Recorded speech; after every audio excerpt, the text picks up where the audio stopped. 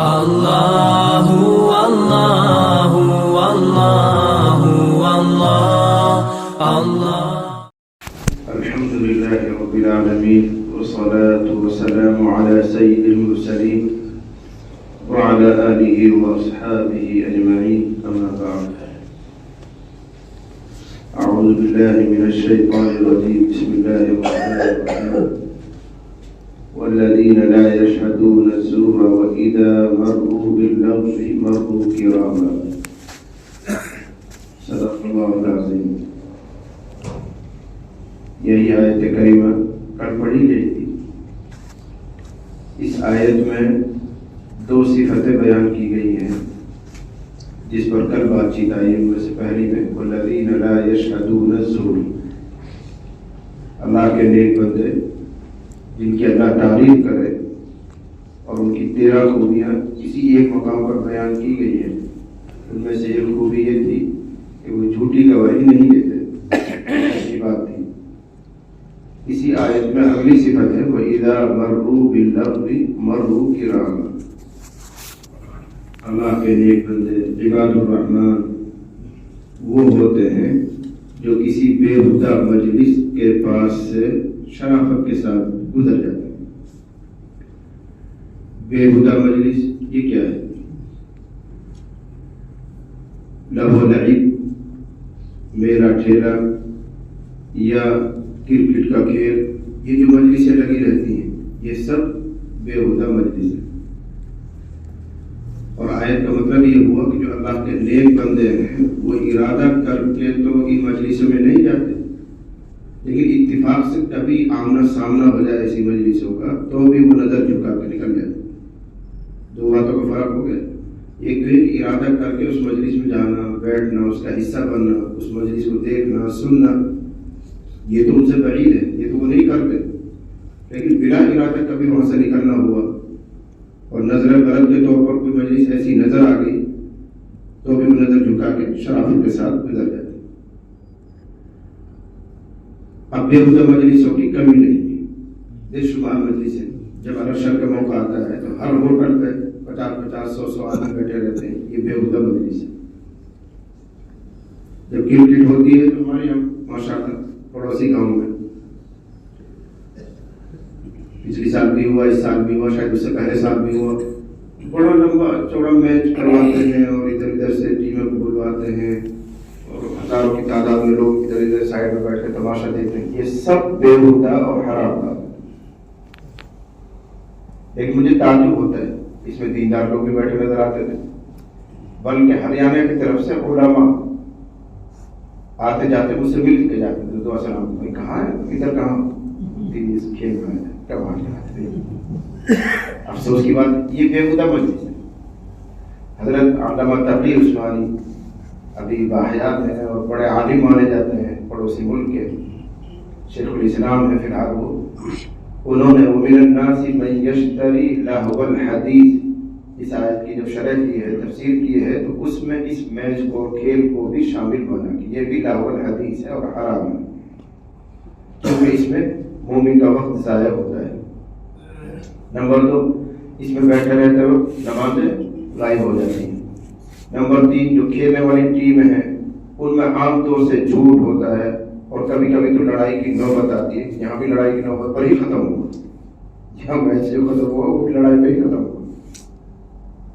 اس لیے حضرت نے لکھا ہے کہ لہو الحدیث میں یہ جو کرکٹ کا کھیل ہوتا ہے، میچ ہوتا ہے، یہ بھی شامل ہے، یہ بھی باطل ہے اور حرام. ایک فلسفہ یاد رکھو، اسلام میں مومنوں کے لیے، مسلمانوں کے لیے صرف وہی کھیل کود جائز ہے جس سے آدمی کو کسی واجب اور فرض کی ادائیگی میں قوت اور طاقت ملتی ہے. ایک اصول ہے. مثلا پہلے زمانے میں جہاد ہوتا تھا، ایک فرض چیز. اب ایسا کوئی کھیل کرنا جس سے جہاد میں مدد ملے، مثلا تیر اندازی کرنا، نشانہ سیکھنا، گھڑ دوڑ، گھوڑے دوڑانا، گھوڑ کی ریس لگانا، اونٹوں کی ریس لگانا، یہ صرف جائز ہی نہیں تھا بلکہ رسول اللہ صلی اللہ علیہ وسلم خود ریس لگواتے تھے، دوڑ لگواتے تھے گھوڑوں کی. کھڑے ہو کر آج اب کون کون مقابلہ کریں گے. جو صحابہ اپنا اپنا گھوڑا لاتے تھے اور دوڑ لگاتے تھے، جو آگے نکلتا تھا اس کو انعام بھی دیتے تھے. کیوں؟ یہ جہاد میں کام آنے والی چیز ہے. حدیث میں آتا ہے کہ مومن کے لیے 2 کھیل ہی پسندیدہ ہیں، یا تو یہی گھوڑا دوڑائے، اونٹ دوڑائے، تیر اندازی کرے، یہ کھیل پسندیدہ ہے، اس لیے جہاد کی تیاری ہو رہی ہے. دوسرا ملاعبۃ الرجل، آدمی کا اپنی بیوی کے ساتھ مذاق مستی کرنا، بس. اس کے علاوہ جو اور کھیل کود ہیں سب لایعنی اور فضول، ان کا کوئی حاصل نہیں کرتا. آپ کرکٹ کھیل کے اور اس کا ماہر بن کے کون سے جہاد کریں بتائیے؟ بلکہ نمازیں ضائع کر رہے ہیں.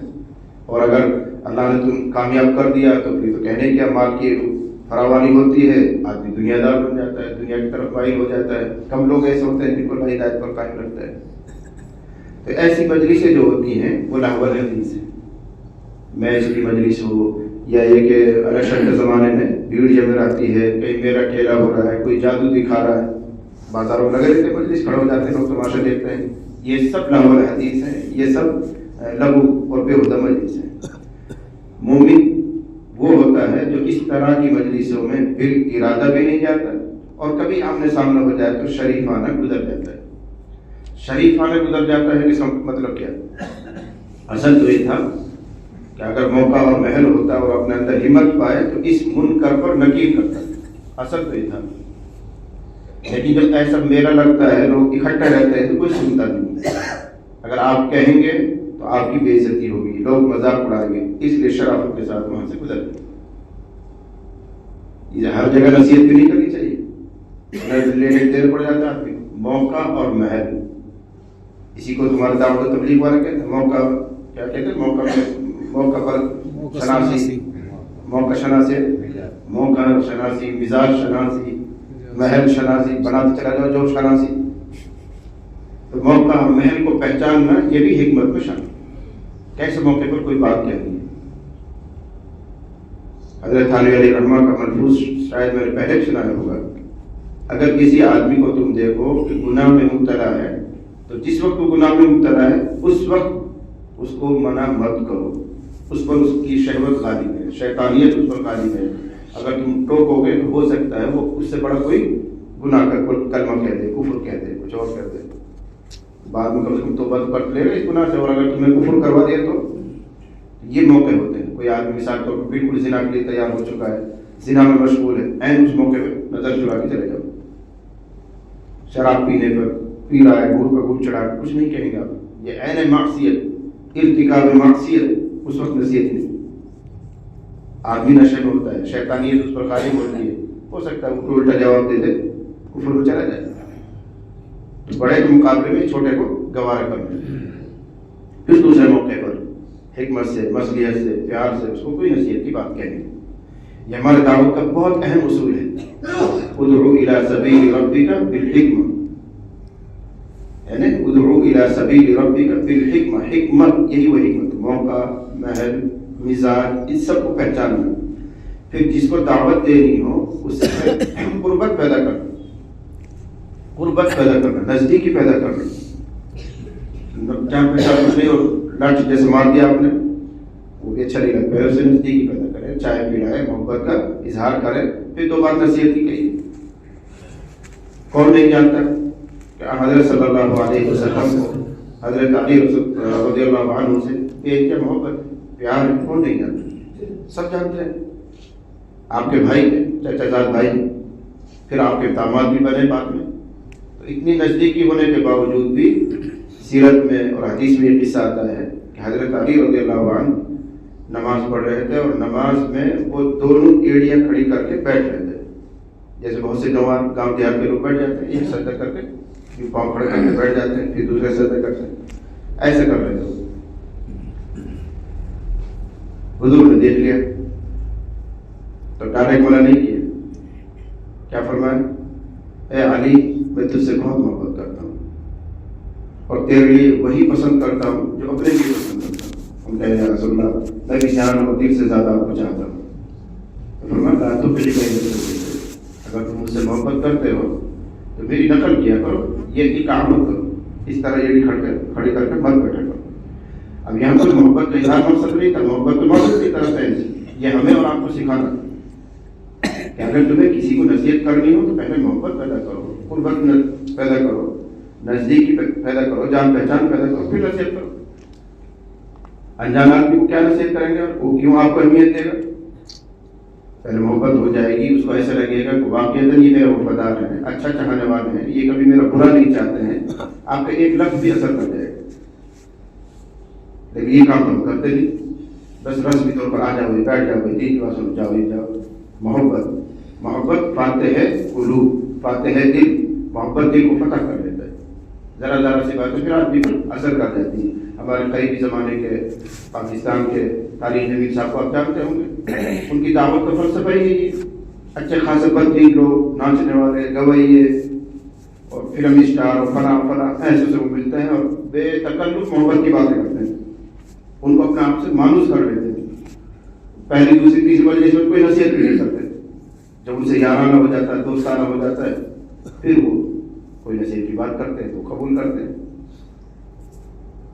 ہمارے والد صاحب رحمۃ اللہ علیہ کو آپ نے دیکھا ہوگا, ایسے بہت سے قصے ہیں ان کے, لیے ایک قصہ مجھے اس وقت یاد آ رہا ہے.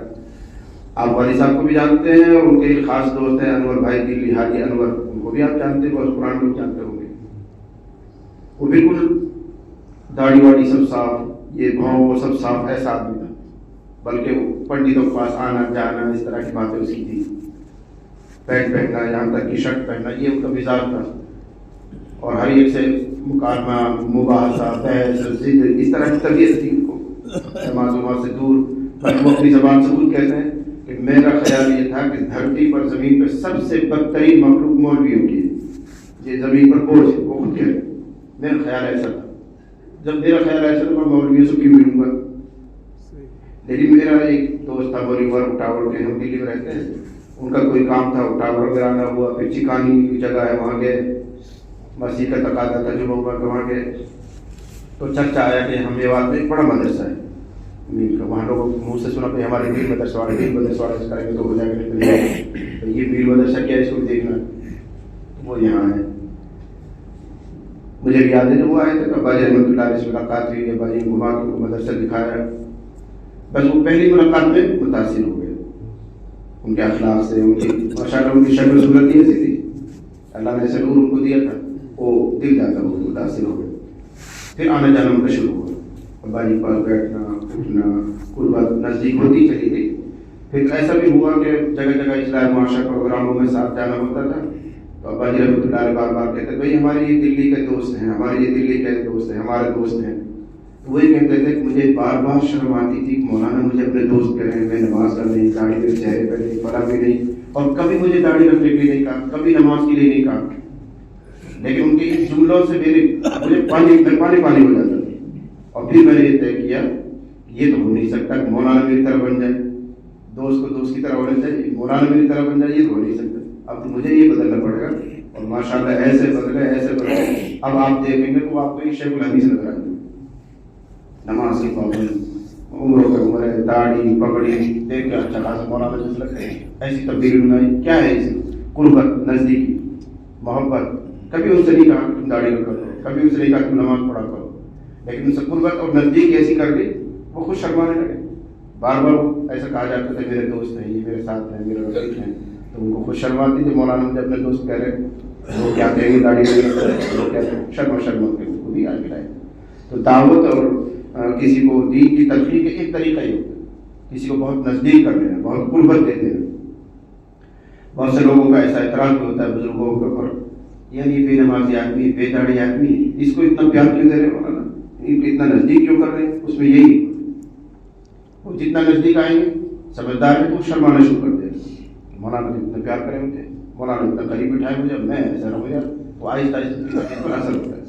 لیکن جو کم ضرف لوگ ہوتے ہیں ان کے دل میں اعتراض شروع ہو جاتے ہیں, ہم اتنے دن سے آ رہے جا رہے ہیں, ہم تو دیندار بھی ہیں, 12 تسبیح بھی ہے, فلاں بھی, کبھی ہم سے حضرت ایسے بات نہیں کرتے, اور ان سے اتنا قریب, ان کو اپنے سلام اٹھا لیا, ان کو فلاں کر کے دل میں شیطان کو سب سے ڈالتا ہے. لیکن اس طرح تعویل نہیں کر پاتے. یہ بھی ایک حکمت کا طریقہ ہو سکتا ہے, ان کو نزدیک کرنا مقصد ہو, وہ ایک احسان مند ہو کر ہمیشہ وہ لائن پر آ سکتا ہے. اور یہ تو میں آپ کے لیے نہیں کر رہی, کسی کے دل میں بھی وسوسہ اور خیال آ سکتا ہے. وہ بھی واقعہ لکھا ہوا ہے کہ ایک شیخ تھے, لمبی مدت سے لوگ ان کے یہاں رہا کرتے تھے, مریدین تھے, لمبے زمانے سے رہتے تھے. لیکن کسی کو اجازت کے خلاف کچھ نہیں ملی. ایک ٹوٹا پھوٹا حال کا آدمی آیا, 10-5 دن وہاں رہا. حضرت نے اس کو خلافت بھی دی تھی, اجازت بھی دی تھی, پگڑی باندھ کے اس کو کہا جاؤ اپنے یہاں کام کرو. تو لوگوں کا اعتراض ہوگا, کیا بات ہے یار, ہم 7 سال ہو گئے چیلے لگا رہے ہیں, آ رہے جا رہے ہیں, یہ 1 ہفتہ 10 دن یہاں رہا, حضرت نے اجازت بھی دی تھی, تو پگڑی بھی باندھ دی. حضرت کو یا تو کسی نے کہہ دیا ہوگا, یا کشف ہو گیا ہوگا, حالات کریم ہو گیا, زبان سے کوئی جواب نہیں ملا. پھر ایک واقعہ بنا ہے, ایک صورت بنائی انہوں نے, اس مرید کو بھی واپس بلایا جس کو اجازت دی, نہیں ابھی ٹھہرو 2-4 دن رہو یہاں, یہ وہ کر کیسے اس کو ٹھہرا لیا, بال کو بھول میں ڈال کے. پھر حضرت نے ایک امتحان دیا, سب سے کہا کہ ایک مرغی لاؤ اور ایک چاقو. سب کو ایک مرغی دے دی, چاقو دے دی, اور کہا دیکھو ہوشیاری سے ایسی جگہ جا کے ذبح کرو کوئی دیکھ نہ لے, ایسی جگہ جا کے ذبح کرو کوئی دیکھے, ہوشیاری سے کوئی دیکھ نہ لے. تو لوگ گئے, کوئی مکان کو اٹھو چلے گئے, کوئی ندی نالے بیٹھ کے, کوئی پیڑ کے اوٹ میں, کوئی کہیں ادھر دیکھ کے, کوئی نہیں دیکھا, ذبح کر کر کے ہاتھ میں لٹکا کے سب لا رہے مرغی. وہ جس کو حضرت نے اجازت دی تھی, صبح سے شام ہو گئی ابھی تک واپس نہیں آیا, رات کو اندھیرا ہو گیا واپس نہیں آیا, انتظار میں انتظار, سب آ چکے ہیں ذبح کر کر کے, کافی لیٹ آیا اور زندہ لے کر آیا, بول کے کچھ ذبح ہی نہیں کیا. تو حضرت ناراض ہوئے, ظاہر میں بے پوٹ گئی گئی, اتنا وقت لگا دیا, تیری وجہ سے اتنا انتظار ہو رہا ہے, سب فارغ ہو چکے ہیں, اتنا لیٹ آیا. تو حضرت معاف کیجیے, آپ نے ایک شرط لگائی تھی کہ ایسی جگہ ذبح کرنا ہے جہاں کوئی نہ دیکھ رہا ہو. میں نے خوب جگہ ایسی تلاش کی, کوئی جگہ نہیں ملی, جہاں بھی جاتا تو وہاں اللہ دیکھ رہا تھا, جہاں جاتا تو وہاں اللہ دیکھ رہا تھا, بس سب کی گردن نیچے لٹک گئی. تم اتنے دن سے رہ رہے ہو, تمہیں یہ کیفیت پیدا نہیں ہوئی, تم نے سمجھا کہ مراد لوگوں کو دیکھنا, فلاں کا دیکھنا, اس کی نظر وہاں گئی. تو یہ تو ضبط ہوتا ہے, خیال ہوتا ہے کہ اس میں کیسی صلاحیت, کیسی استعداد, اس میں کیا حکمت, کیا مصلحت, یہ تو ان کو اوپر چھوڑ دیتا ہے. تو بہرحال اذا مروا باللغو مروا کراما, اللہ کے نیک بندے عباد الرحمن وہ ہوتے ہیں جو بےہودہ مجلس میں خود تو جاتے ہی نہیں, ارادہ تو کرتے ہی نہیں, کبھی اتفاقاً گزر ہو جائے تو بڑی شرافت کے ساتھ, حکمت کے ساتھ وہاں سے گزر جاتے ہیں. شرافت کا مطلب یہ ہے کہ ان سے الجھتے نہیں, وہ موقع اور محل کو دیکھتے ہیں کہ یہاں نصیحت کارگر نہیں ہوگی, بلا وجہ یہاں ٹائم کو بھی ضائع کرنا ہوگا, ہو سکتا ہے یہ کچھ اور وقت دے, قرآن کا حدیث کا مسئلے کا انکار کر دیں, تو اس وقت کو شرافت سے گزر جاتے ہیں. پھر کبھی موقع ہوتا ہے تو نصیحت کرتے ہیں, حکمت کی باتیں بتاتے ہیں. اللہ تعالیٰ مجھے بھی, آپ کو بھی, سب کو عمل کی سعادت اور توفیق عطا فرمائے.